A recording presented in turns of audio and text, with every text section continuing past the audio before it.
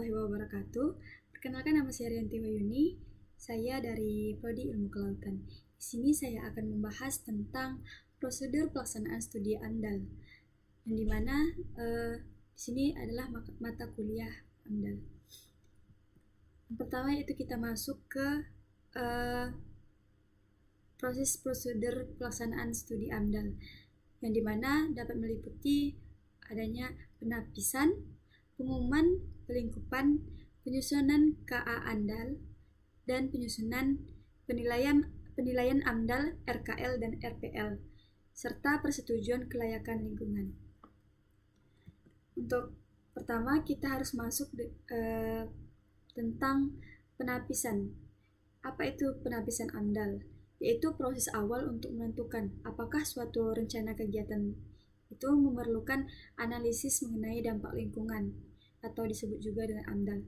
Nah, penapisan ini itu dilakukan untuk menyaring proyek yang berpotensi dan berdampak besar pada lingkungan sekitar. Tujuan dari AMDAL ini yaitu dapat menentukan apakah suatu kegiatan itu wajib untuk disusun AMDAL dan menilai awal apakah suatu proyek tersebut memerlukan studi AMDAL, serta dapat menyaring proyek yang berpotensi berdampak besar pada lingkungan. Kemudian bagaimana cara melakukan penapisan AMDAL itu? Yaitu dengan cara menggunakan daftar positif yang dapat kita tentukan dalam keputusan Menteri Negeri Lingkungan Hidup, yaitu menggunakan sistem informasi AMDAL.net yang diluncurkan oleh Kementerian Lingkungan Hidup dan Kehutanan. Kemudian dapat menggunakan OSS RBA.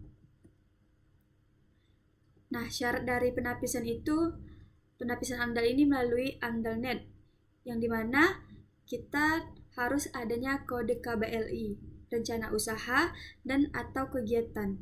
Kemudian adanya surat kesesuaian tata ruang, data SHP yang dikemas dalam format zip, serta peta lokasi kegiatan atau tapak proyek dalam format PDF. Kemudian usaha atau kegiatan yang dikecualikan dari kewajiban AMDAL atau yang tidak boleh. Kemudian adanya eksplorasi pertambangan, migrasi, dan panas bumi. Adanya penelitian dan pengembangan di bidang ilmu pengetahuan, serta budidaya yang secara nyata tidak berdampak penting bagi lingkungan hidup. Kemudian yang kedua yaitu ada pengumuman, yang dimana instansi terkait ini mengumumkan rencana kegiatan yang berkaitan dengan lingkungan hidup. Di sini ada data-data contoh dalam pengumuman AMDAL, studi AMDAL, serta rencana kegiatan pembangunan kawasan industri pada PT Data Industri Gudang Indonesia. Di sini ada contohnya ada nama pelaku usaha, alamat pelaku usaha, rencana kegiatan, zonasi, luas lahan, serta lokasi rencana kegiatan. Kemudian ada potensi dampak positif yang diperkirakan timbul dalam kawasan industri tersebut, dan dampak negatif yang diperkirakan timbul, serta konsep apa untuk dapat melakukan pengendalian dampak lingkungan dari dampak negatif tersebut. Kemudian ada pelingkupan, yang dimana pelingkupan ini adalah proses untuk menetapkan dampak penting suatu proyek terhadap lingkungan. Kemudian pelingkupan ini juga disebut dengan scoping.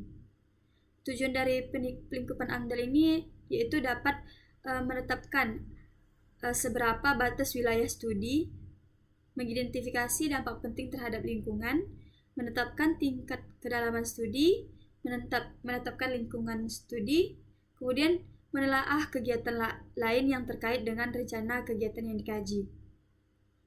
Untuk pelingkupan AMDAL ini dapat kita lakukan dengan pengajuan AMDAL. Nah, pada tahap ini kita dapat melakukan penilaian awal untuk menentukan apakah suatu proyek ini diperlukan analisis dampak lingkungan lebih lanjut melalui studi AMDAL atau tidak. Kemudian warga masyarakat itu berkepentingan dapat menyampaikan saran atau pendapat dan tanggapannya sebagai instansi yang dapat bertanggung jawab atau pemrakarsa. Kemudian selain pelingkupan ada juga proses penapisan AMDAL yang dimana untuk menentukan apakah suatu rencana kegiatan ini tuh wajib menyusun AMDAL atau tidak. Kemudian ada penyusunan KA AMDAL yang dimana KA AMDAL ini adalah kerangka acuan analisis dampak lingkungan hidup yang merupakan dokumen untuk pedoman awal dalam menyusun analisis dampak lingkungan. KA AMDAL ini berisi informasi mengenai rencana usaha, lokasi rencana, dan hasil pelibatan masyarakat. Kemudian untuk isi dari KA AMDAL ini ada identitas penanggung jawab usaha, deskripsi rencana usaha, serta lokasi rencana usaha.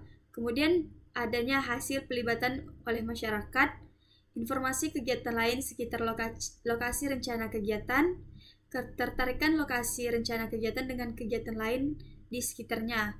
Kemudian terakhir ada kawasan sensitif yang ada. Kemudian untuk langkah-langkah dalam penyusunan KA AMDAL ini ada 6. Yang pertama yaitu ada identifikasi rencana usaha dan kegiatan. Kemudian kita tentukan lokasi rencana usaha dan kegiatan apa yang ingin kita buat. Kemudian adanya tinjauan kesesuaian lokasi tersebut untuk usaha dan kegiatan yang dengan rencana tata ruang wilayah atau RT/RW. Kemudian adanya keterlibatan masyarakat yang melalui pengumuman dan konsultasi publik. Uraian hasil pelibatan masyarakat serta adanya sikap atau rencana pengelolaan dan pemantauan. Untuk tujuan KA AMDAL ini yaitu dapat berfungsi sebagai pedoman untuk mengidentifikasi, merencanakan, dan mengatur pelaksanaan analisis dampak lingkungan yang lebih terperinci. Kemudian hasil KA AMDAL ini kita gunakan untuk memberikan pertimbangan yang dapat kita ambil melalui keputusan apakah tata ruang ini bisa layak atau tidak kegiatannya. Kemudian ada penyusunan dan penilaian AMDAL, RKL, dan RPL. Nah, di sini penyusunan dan penilaian dokumen AMDAL, RKL, dan RPL ini dilakukan oleh Pemrakarsa dan Komisi Penilai AMDAL. Dalam penyusunannya, Pemrakarsa menyusun dokumen AMDAL, RKL, dan RPL ini berdasarkan kerangka acuan yang sudah disetujui. Kemudian draft dokumen tersebut diajukan kepada Menteri Gubernur atau Bupati dan Wali Kota. Nah, setelah itu dokumen tersebut diperbaiki jika diperlukan berdasarkan hasil penelitian Komisi Penilai AMDAL. Langkah selanjutnya yaitu adanya persetujuan kelayakan lingkungan, yang dimana PKL ini adalah keputusan yang menyatakan bahwa lingkungan hidup ini layak untuk digunakan atau dapat dikelolakan atau tidak. Nah, PKL ini dapat berupa keputusan kelayakan lingkungan hidup atau KKLH atau berbentuk pernyataan kesanggupan pengelolaan lingkungan hidup. Kemudian PKL dapat diberikan oleh pemerintah pusat atau pemerintah daerah. Untuk PKL ini dapat adanya persyaratan untuk mendapatkan izinnya, yaitu dengan persetujuan pemerintah. PKL juga dapat menyederhanakan regulasi perizinan yang dinilai sangat rumit. Untuk mendapatkan PKL ini kita dapat mengajukan permohonan kepada pemerintah pusat atau daerah. Untuk dokumen yang diperlukan untuk mengajukan PKL ini ada surat undangan validasi dari pemerintah, kemudian adanya surat permohonan asli, kemudian ada print out semua dokumen yang diupload dan dijilid menjadi satu buku, dan soft file berisi kompilasi semua dokumen yang diupload, atau kita bisa masukkan ke USB atau flash disk. Kemudian jenis izin lainnya dapat mengenai analisis dampak lingkungan. Sekian materi yang dapat saya sampaikan untuk mata kuliah analisis dampak lingkungan, yaitu dengan materi prosedur pelaksanaan studi AMDAL. Saya ucapkan terima kasih. Wassalamualaikum warahmatullahi wabarakatuh.